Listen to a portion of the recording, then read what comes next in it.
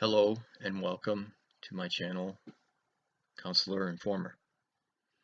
This is the third phase of providing information related to human spirituality, the ET phenomenon, and how the two are related. The first phase was writing the novel, The Disclosure Paradox. It is truth disguised as science fiction. It takes a decade of my real experiences and contacts through a medium and condenses them into a dynamic 2-week cross-country journey of self-awareness and spiritual awakening. All the characters are based on real people with amazing abilities and experiences. The second phase was to establish a website to introduce the novel with as much information as possible without giving away plot or subplots.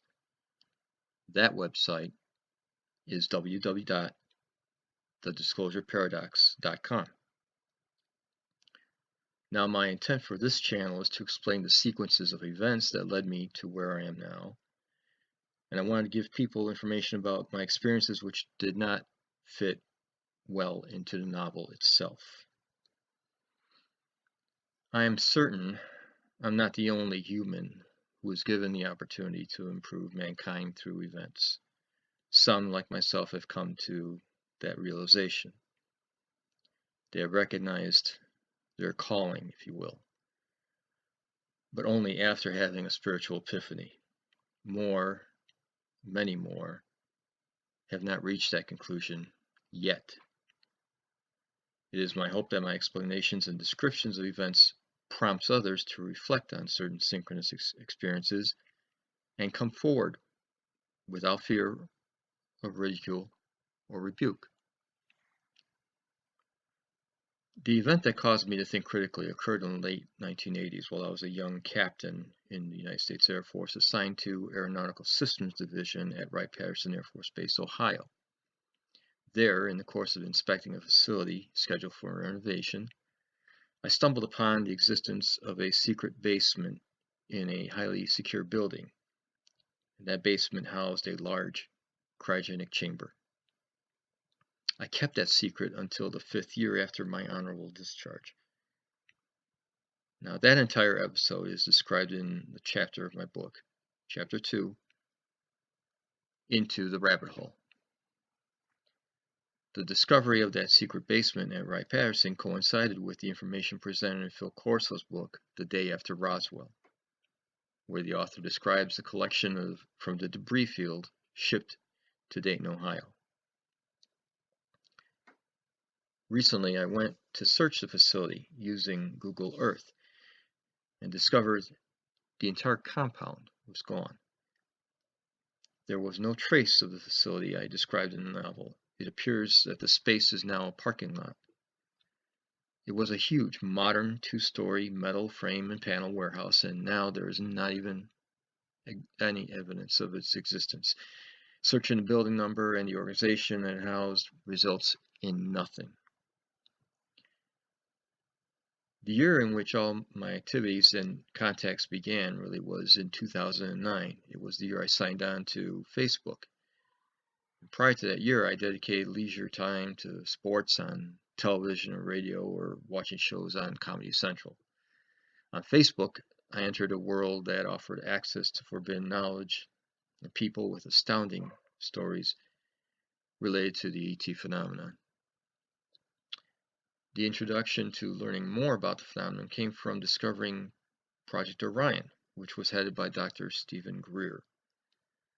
This led me to another of his initiatives, Project Disclosure, where he hosted an event at the National Press Club in Washington, D.C.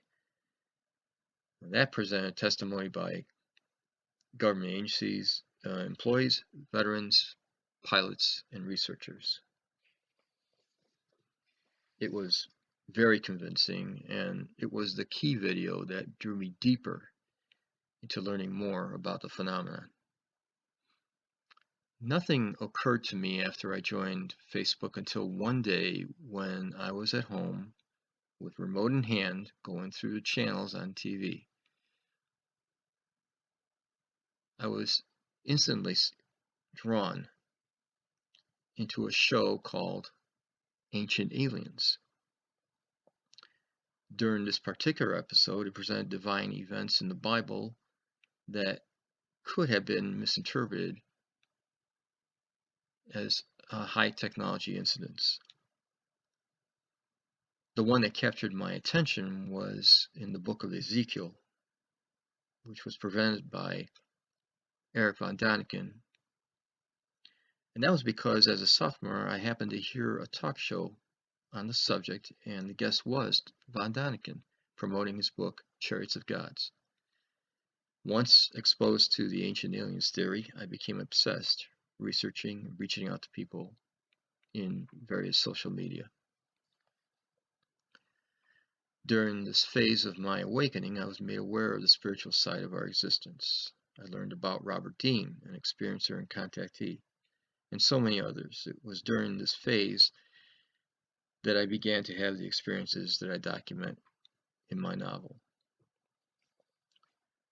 Now, in chapter 2 of my novel, I describe in detail and sequence the main character's struggle as he is exposed to seemingly outrageous information pertaining to everything that would be labeled dubiously a conspiracy theory.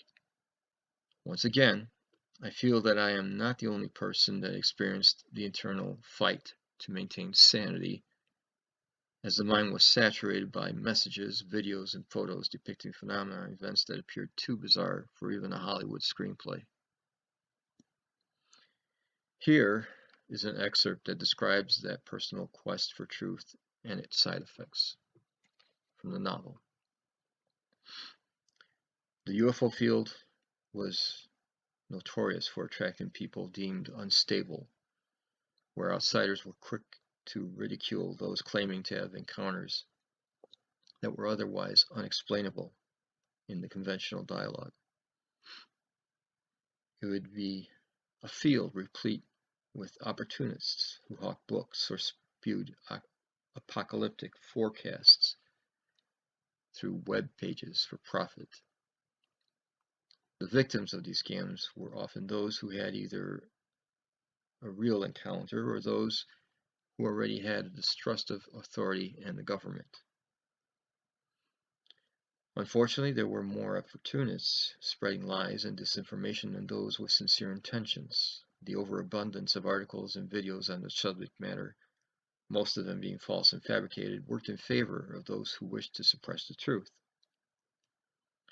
When false information or hoaxes were presented in the same manner as authentic videos were presented, debunkers pointed to both types of videos as being false, and the truth was eventually buried with the lies.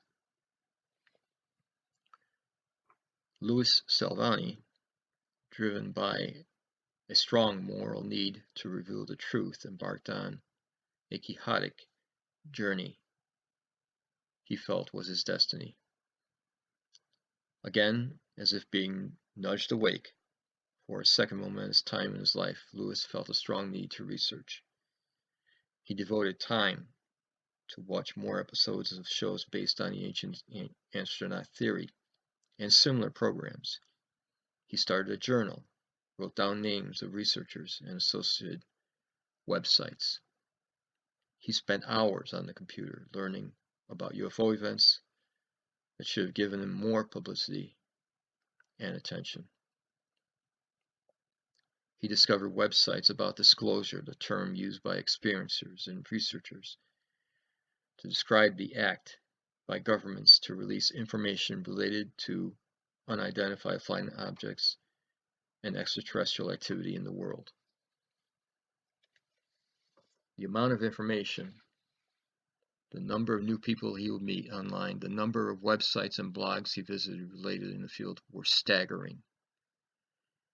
In systematic manner, he signed on to social media sites, began visiting pages related to the UFO field.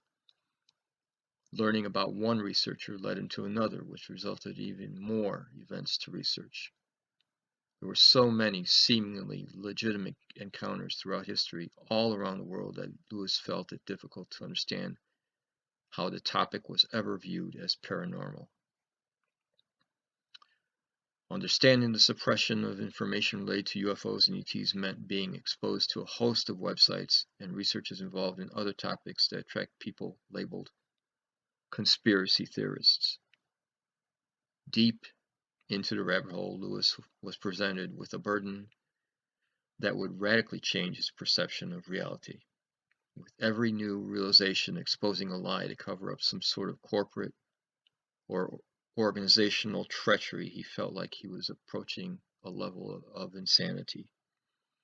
To make matters worse, friends and extended family members regarded him in the same manner as they would with paranoid and unstable individuals. Presenting evidence or bringing up discussions for debate was fruitless and only added strain to his few remaining relationships. Some people merely patronized or ignored him, and some responded with ridicule. They could not entertain the possibility of anything beyond the mainstream conventions.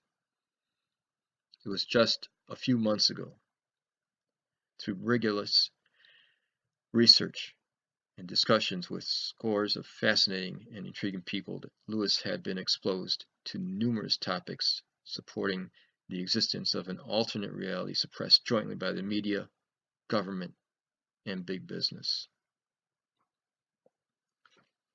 Now, in the next installment on YouTube, I will explain the spiritual awakening in greater detail.